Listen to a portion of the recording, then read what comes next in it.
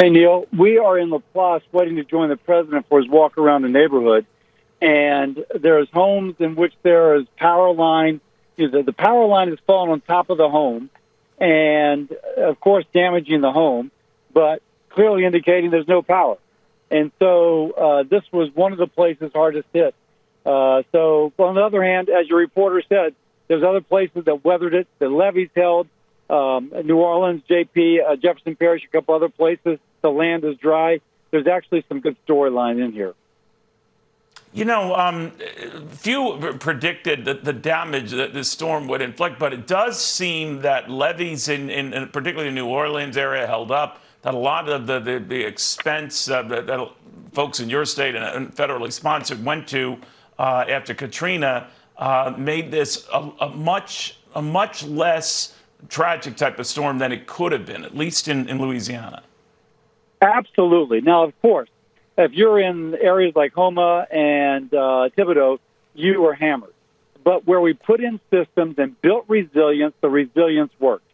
And now we need to start building resilience not just for levees and flooding, but also for the power system.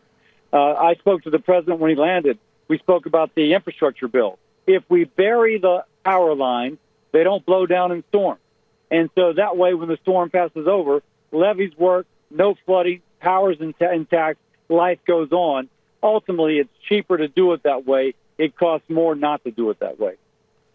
You know, Senator, you took heat from former President Trump and others when you joined 18 of your Republican colleagues to vote in a bipartisan manner for that infrastructure package. I'm talking the smaller one, the roughly $1.2 to $1.3 trillion one. You have not signed on as yet to the $3.5 trillion human infrastructure package. But storms like these and the damage we've seen going all the way up to the Northeast seem to confirm your view that we need to do this.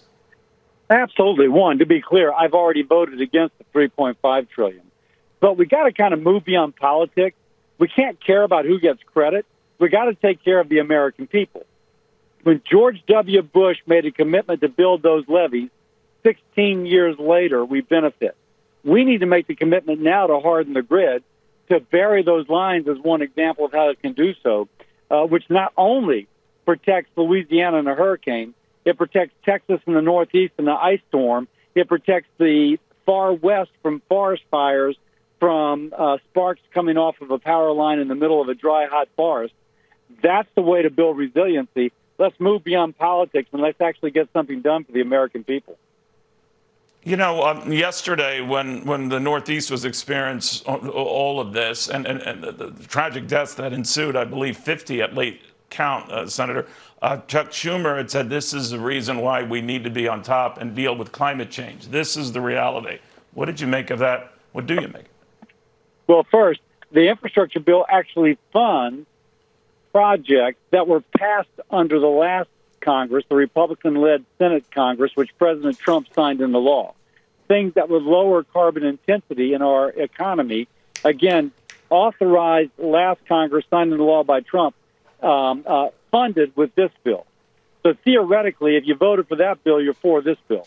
And we actually begin to lower the carbon intensity of our, at the same time, preserving a modern economy with all the chemicals and fossil fuel that we need. So Schumer and I may agree because he supported the bill, so do I. I think it's a good bill for many reasons, resiliency, but also for funding those projects that a Republican Senate passed last year. Senator, you made quick reference to the fact you're not a fan of the $3.5 trillion spending measure. In fact, voted against that. It's got a long, way to go. But your colleague Joe Manchin has talked about the price tag on a $3.5 trillion, that it has to go a lot lower than that. Is it your sense that this will be cut down to size, but that it will still pass, or that it's kind of limping along? I hope it fails. This is the economic equivalent of our withdrawal from Afghanistan. We've got inflation year over year higher than it's been in decades, and we're about to add $3.5 trillion, not for hard infrastructure like our bill, which would take a few years to build, but with a multi-decade payoff. No, let's just infuse a lot of cash into an overheated economy now. again, once more, an economic Afghanistan withdrawal, I'm hoping the bill completely stops. Senator Cassidy, I know you're very busy today and going to be with the president today, so we appreciate the time you took to call us. Senator Bill Cassidy of Louisiana coming back. Speaking of Louisiana,